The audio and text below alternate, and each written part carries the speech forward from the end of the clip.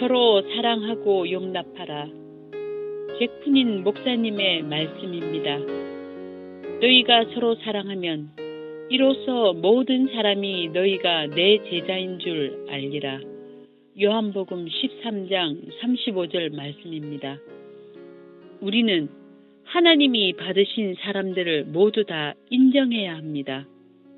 이 세상에는 나와 교파와 국적이 달라도 하나님 자녀로 영접되어진 사람들이 무수하게 많이 살고 있습니다. 그리고 저도 물론 하나님의 자녀입니다. 그렇다면 저는 하나님의 자녀로 받아들여진 그들을 다 인정하고 영접하고 존중해야 합니다. 배타적이 되어서는 안 됩니다. 그런데 현실을 보면 나도 하나님의 자녀이고 그도 하나님의 자녀인데 단지 교리적인 차이나 어떤 특정 분야에 대한 견해 차이 때문에 또는 교단적 차이 때문에 서로 담을 쌓고 지내는 경우가 허다합니다.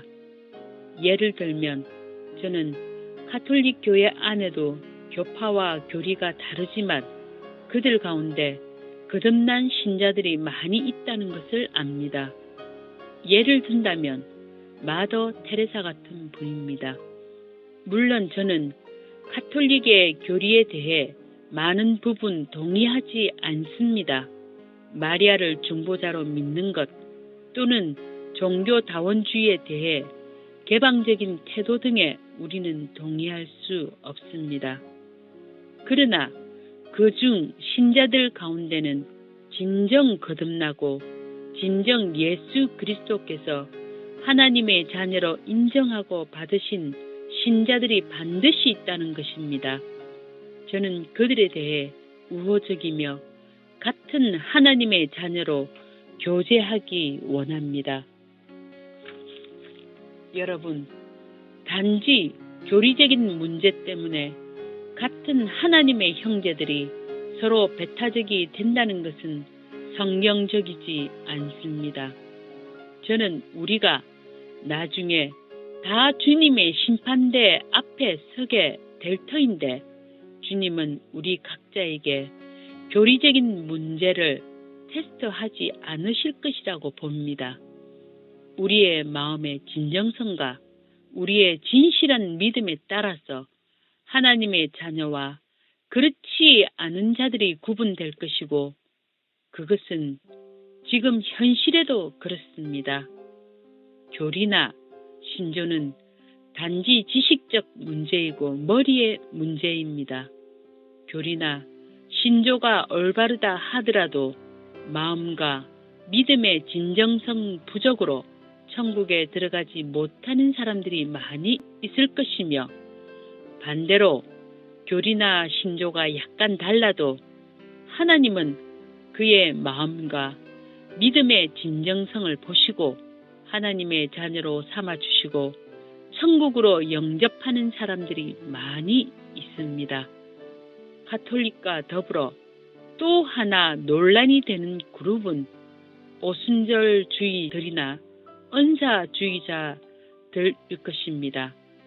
그들도 우리처럼 거듭난 신자들이며 하나님이 그들을 받으셨다는 것을 압니다. 그렇다면 우리도 그들을 받아들이고 서로 담을 쌓지 말아야 합니다. 성령에 대한 견해 차이, 성령 운동에 관한 극단적 태도는 교리의 차이가 다른 것처럼 각자의 기질의 차이도 다를 수 있습니다.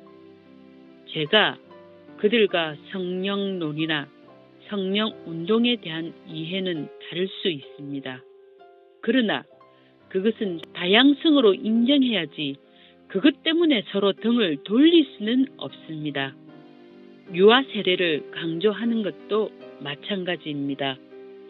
우리가 비록 그들과 같이 일하지 않더라도 그들도 우리처럼 하나님이 받으신 형제라는 것을 인정하고 그들을 도와주지는 못할 망정 가만히 지켜보면 됩니다. 괜히 하나님이 받으신 형제를 우리가 다르다는 이유로 비난하거나 등을 돌리거나 배타적이 된다면 그것은 하나님의 뜻을 거스리는 것이 될 것입니다. 서로에게 교단, 교파, 신조, 교리의 차이가 있지만 우리가 각자 하나님이 우리를 부르신 영역에서 자기의 사명을 감당해 나갑니다. 그들과 공식적으로 함께 일하기에는 너무나 큰 차이가 있습니다. 그렇지만 그런 가운데서도 우리는 멀찍이 서로의 존재를 인정해야 하는 것입니다. 하나님이 받으신 신자는 나도 인정해야 한다는 것입니다. 그렇게 다른 신자들이 꼭 한 장소에서 같이 모여서 함께 예배할 필요는 없습니다. 꼭 서로 다른 교리를 억지로 합쳐서 하나로 만들 필요도 없습니다. 예수님이 그렇게 하라고 명하신 적은 없습니다. 그러나 예수님은 이렇게 명하신 적은 있습니다. 너희는 서로 사랑하라. 제가 다른 지역에 가면 저를 낯설게 여기는 분들은 제게 이렇게 질문합니다. 당신의 교회는 매주 성찬식을 하십니까? 저는 속으로 아하, 이들은 형제 교회구나 라고 생각합니다. 당신의 교회는 모두 방언을 하십니까? 저는 속으로 아하, 이들은 오순절 교파이구나. 당신의 교회에서는 자매들이 머리에 베일을 씁니까? 저는 속으로 아하, 이들은 메노나이트 교파이구나. 그런데 이렇게 묻는 분은 없습니다. 당신의 교회에서는 서로 사랑하십니까? 그저 교파나 전통적 특징을 묻는 것이지 기독교의 본질에 관해서는 묻지는 않습니다. 참으로 이상합니다. 예수님은 물론 오늘날 우리들처럼 교리나 신조를 가르치지 않으셨습니다. 다만 한 가지 가르치신 것이 있다면 너희가 서로 사랑하면 내 제자가 되리라 라고 말씀하셨습니다. 즉 예수님의 제자가 되는 조건은 서로 사랑하는 것입니다. 그런데 오늘날 우리들은 그 중요한 세 계명 서로 사랑하라는 잊어버리고 인간이 만든 교단의 차이, 신조의 차이, 전통의 차이로 서로 배타적이 되려고 합니다. 서로 사랑하라. 그러면 세상이 너희가 내 제자인 줄 알리라.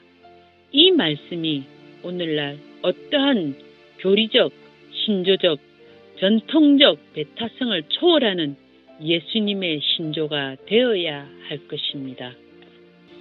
요한복음 13장 34절 말씀입니다. 새 계명을 너희에게 주노니 서로 사랑하라. 내가 너희를 사랑한 것 같이 너희도 서로 사랑하라. 아멘. 성경에 서로 사랑하라고 명하고 있는데도 만약 여러분이 하나님이 받으신 소자 한 사람을 영접하지 아니하면 여러분은 믿음 생활에 있어서 루저가 될 것입니다.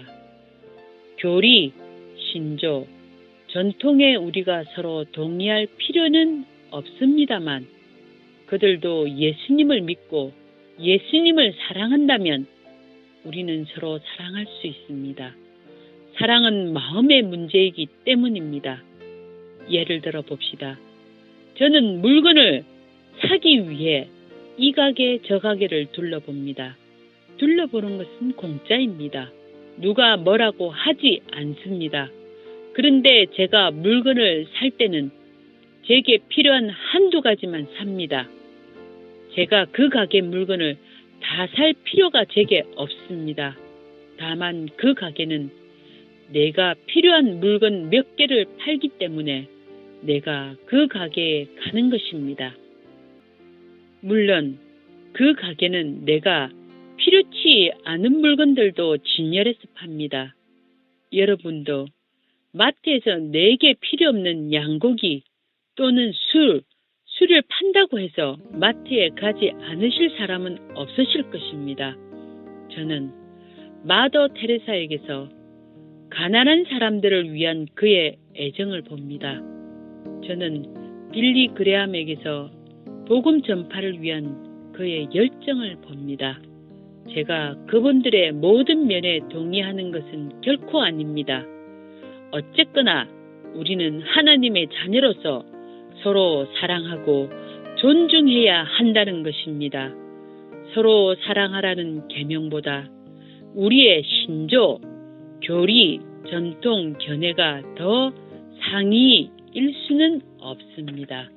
그리고 그가 만약 하나님이 받으신 하나님의 자녀일진데 내가 그를 용납, 존중, 인정, 사랑하지 않는 것은 나 스스로 나의 가치를 떨어뜨리는 잘못이 됩니다.